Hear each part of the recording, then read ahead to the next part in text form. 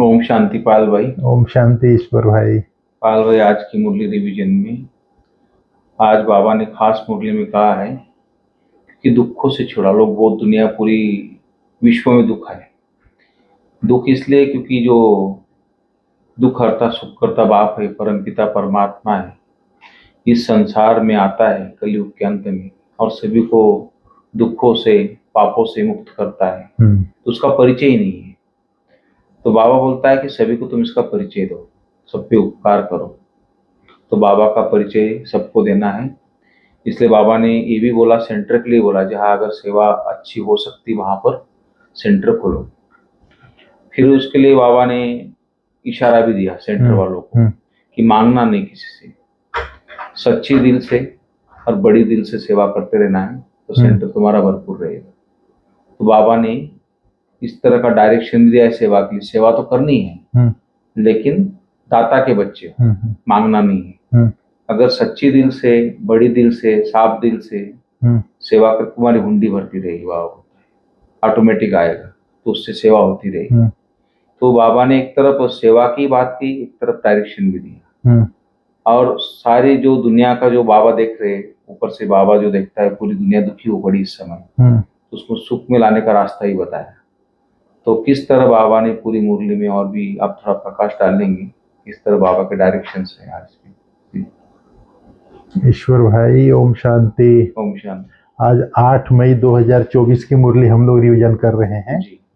आज बाबा ने मुख्य रूप से बोला है, मीठे बच्चे, विश्व की सभी आत्माएं अनजान और दुखी हैं। आप उन पर उपकार करो, बाप का परिचय देकर खुशी में लाओ, उनकी आंखें खोलो। बाबा ने कहा उनको नॉलेज ही नहीं है किसी चीज का। कहते तो हैं भारत 5000 वर्ष पहले पैराडाइज था, परंतु क्या था यह नहीं जानते हैं।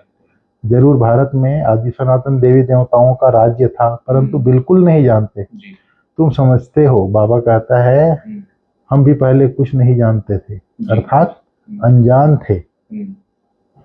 तो अभी जो है हमने जाना है। जाना है तो क्या करना है? हमने बाप को जाना है, अपने आप को जाना है। तो अब सबको बाप का परिचय देना है और सबको परिचय दे करके उनके जीवन में भी खुशहाली लाना है। उनकी बुद्धि रूपी आंखें खोलनी है। तीसरा नेत्र जैसे बंद है, बुद्धि रूपी नेत्र बंद होना माना तीसरा नेत्र बंद होना। फिर बाबा ने आज सेंटर की वृद्धि का आधार क्या है बोला, कोई भी सेंटर का। बोले निस्वार्थ सच्चे दिल से सेवा करो।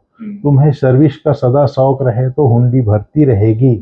जहाँ पर सर्विस हो सकती है वहाँ प्रबंध करना चाहिए। मांगना किसी से भी नहीं है, मांगने से मरना भला। आपे ही सब कुछ आएगा। तुम बाहर वालों की तरह चंदा इकट्ठा नहीं कर सकते।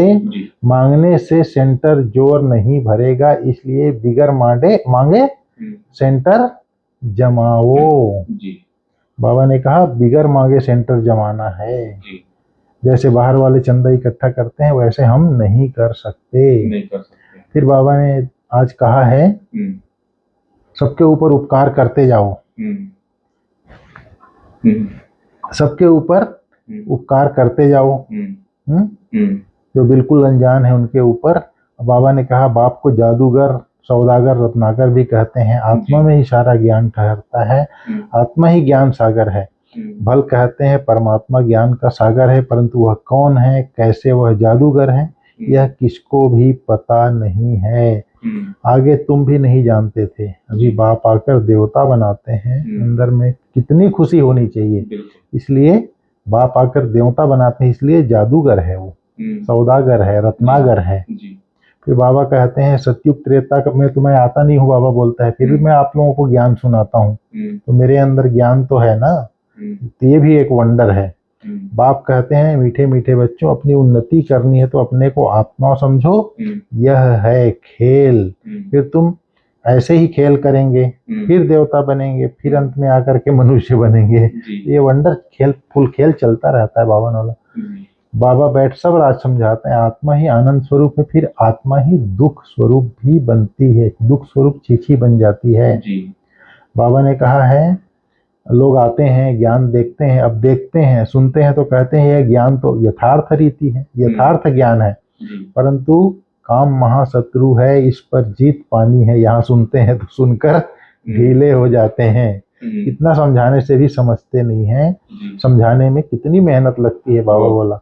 बाबा ने कहा देवी परिवार वाले जितने बनने वाले होंगे उन्हों को ही इसकी धारणा होगी और किसी को धारणा नहीं होगी। बाबा ने कहा तुम शिव बाबा को ही याद करते रहो, इनको ही, इनकी भी उपमा ब्रह्मा बाबा की भी महिमा नहीं करनी है। सर्व का सदगति दाता, माया की जंजीरों से छुड़ाने वाला एक शिव बाबा ही है। समझ में आया?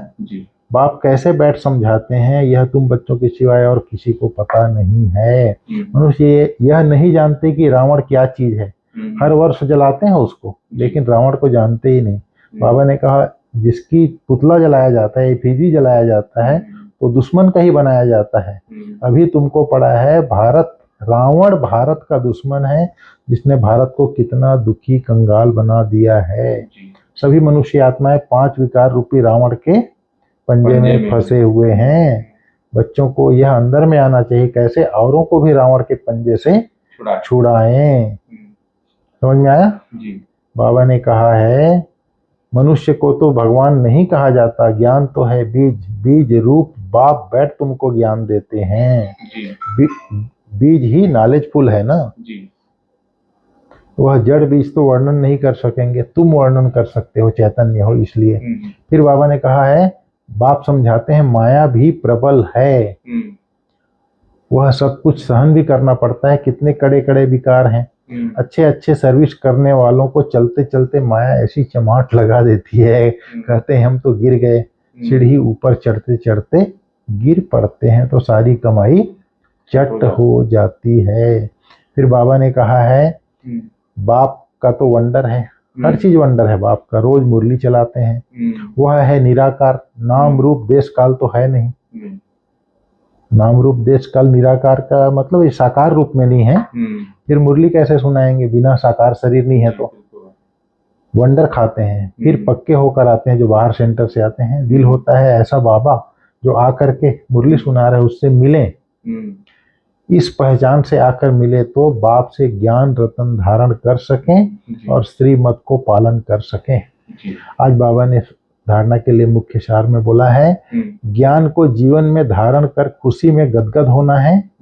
वंडरफुल ज्ञान और ज्ञानदाता का सिमरण कर ज्ञान डांस करना है। दूसरी पॉइंट में बाबा ने कहा है अपने पार्ट का ही सिमरण करना है, दूसरों के पार्ट को नहीं देखना है। माया बड़ी प्रबल है इसलिए खबरदार रखना है। अपनी उन्नति में लगे रहो, सर्विस का शौक रखो। वरदान है अच्छाई पर प्रभावित होने के बजाय उसे स्वयं में धारण करने वाले परमात्म स्नेही भव। बाबा ने कहा अगर परमात्मा स्नेही बनना है तो बॉडी कॉन्शियस की रुकावटों को चेक करो। कई बच्चे कहते हैं यह बहुत अच्छा है या अच्छी है, इसलिए थोड़ा रहम आता है।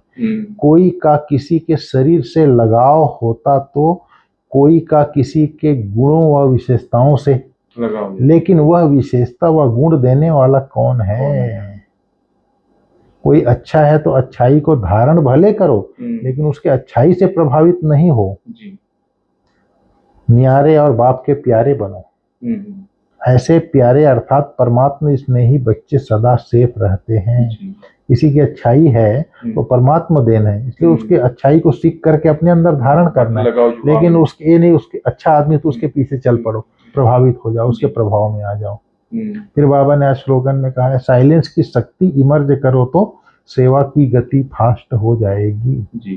साइलेंस की शक्ति इमर्ज करो तो सेवा की गति फास्ट हो जाएगी। साइलेंस की शक्ति कैसे इमर्ज करेंगे? साइलेंस की जब हमारा संकल्प शुद्ध है, पॉजिटिव है, अगर हम पॉजिटिव संकल्प में रमण करते हैं तो हम साइलेंस की स्थिति में हैं। तो शुभ संकल्प में अगर हम रह करके सेवा इमर्ज करते हैं, शुभ संकल्पों को मन, शुभ संकल्प मन से करते हैं तो वायुमंडल में फैलता है, और शुभ संकल्प के द्वारा हम मनसा सेवा कर सकते हैं। तो उससे बाबा कहता है सेवा की गति फास्ट हो जाएगी। शुभ संकल्प में रमण करना ही साइलेंस की शक्ति को इमर्ज करना है। ठीक है ईश्वर भाई जी। ओम शांति। ओम